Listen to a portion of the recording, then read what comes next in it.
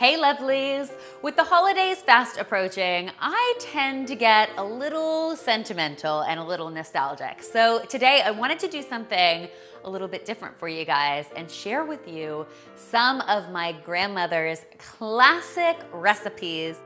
I've actually tracked down her original recipe tin. I asked one of my aunts to dig this out for me and she did, and look how amazing this is. Each of these cards is basically either handwritten or clipped from a magazine.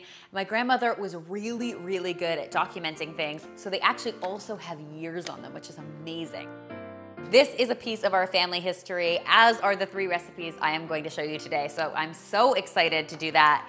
My grandmother has a seriously special place in my heart. Because of her, I absolutely love greeting cards, musical theater, and cooking. In fact, the first recipe I'm going to show you today is her banana bread, and also happens to be the first recipe I ever made all on my own.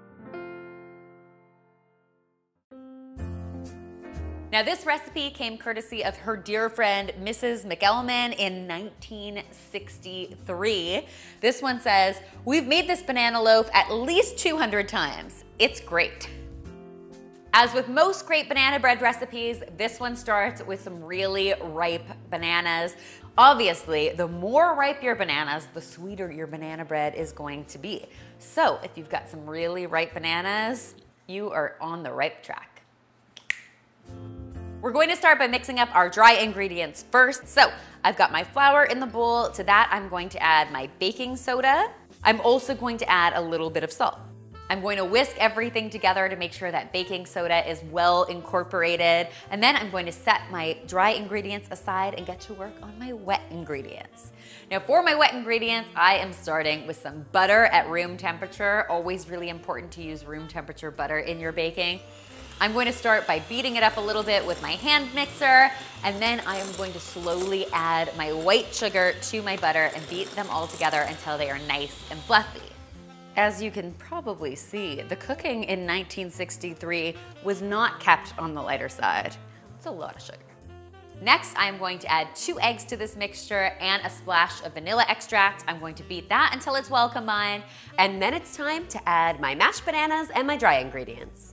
Now, the secret to getting this batter perfect, according to the recipe card, is to actually alternate half of your flour mixture and half of your milk until everything is combined. So that is what we are going to do.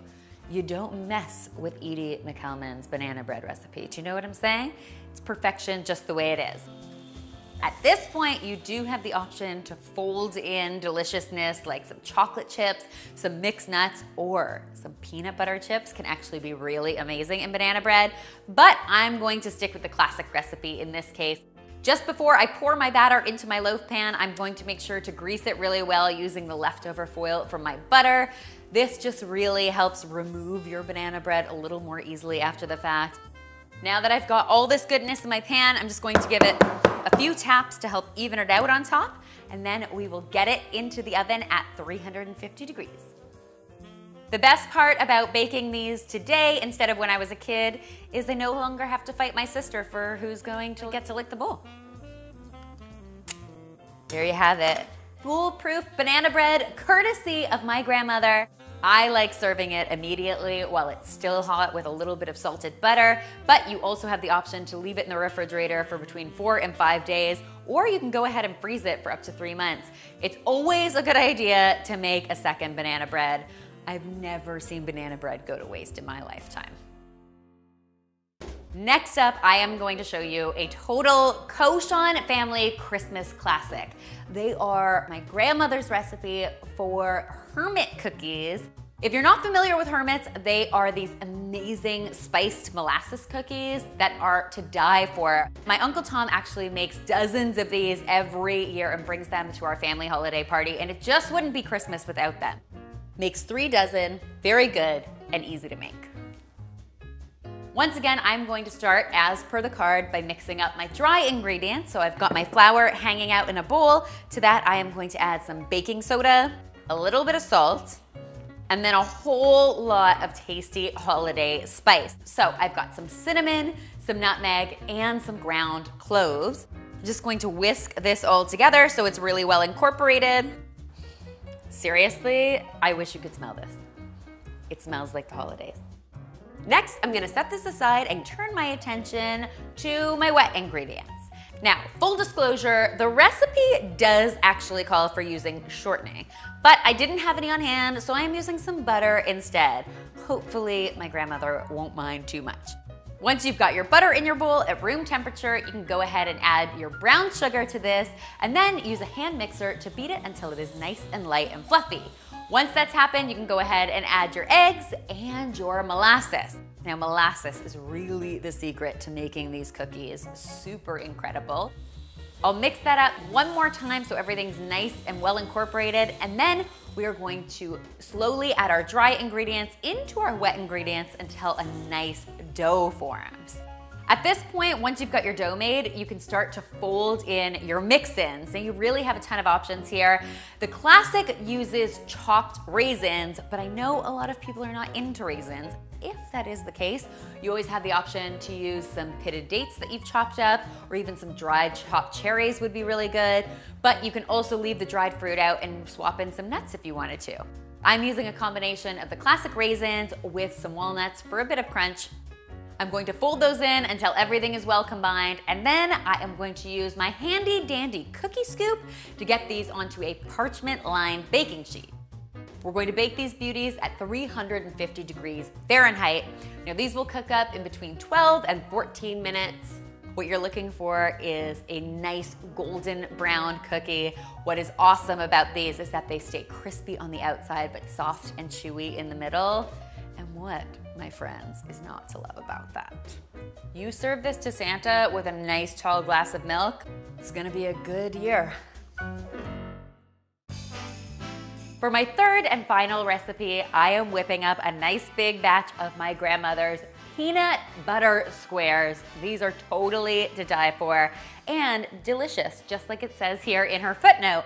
These actually came to my grandmother courtesy of her sister, my great aunt Rochelle, in 1978. So they're clearly timeless. For this recipe, we are starting once again by mixing up our dry ingredients. I've got some flour in my bowl. To that, I'm going to add some baking powder and some salt. I'm just going to whisk that together until it's combined and then set it aside, turning my attention to my wet ingredients. So of course, these would not be peanut butter squares without a whole lot of smooth peanut butter in your bowl. To that, I am adding some white sugar, some brown sugar, and about 1/4 cup of room temperature butter. I'm using my hand mixer to give this all a good beat, and then I am going to add the rest of my wet ingredients, 2 eggs, a splash of milk, and some vanilla extract. I'll mix that up for another minute or so until everything is well combined, and then we will slowly add our dry ingredients into our wet ingredients. You'll see that what you end up with is something that resembles cookie dough a lot more than it resembles like a cake batter. That is totally what you're looking for. So I'm using a square baking dish for this recipe. I have both greased it really well, and I have also lined it with a little parchment paper. This is just going to help make our squares easier to lift out and then cut. Once you've got that dough nice and packed into your baking dish, you can pop this into a preheated oven at 350 degrees Fahrenheit for between 20 and 25 minutes. While those are baking away, we are going to turn our attention to our peanut butter glaze. Now, this step is optional. The squares will be good just as they are, but come on, we are holiday baking, so it's a good time to take things over the top. To make this glaze, I am going to mix up some confectioner sugar with a little splash of milk and a few tablespoons of peanut butter. If you wanted to switch things up a little bit here, you always have the option to use either a plain glaze, just leaving the peanut butter out, or you could stir in a little bit of cocoa powder and make a chocolate glaze for your peanut butter squares. You see where I'm going with this?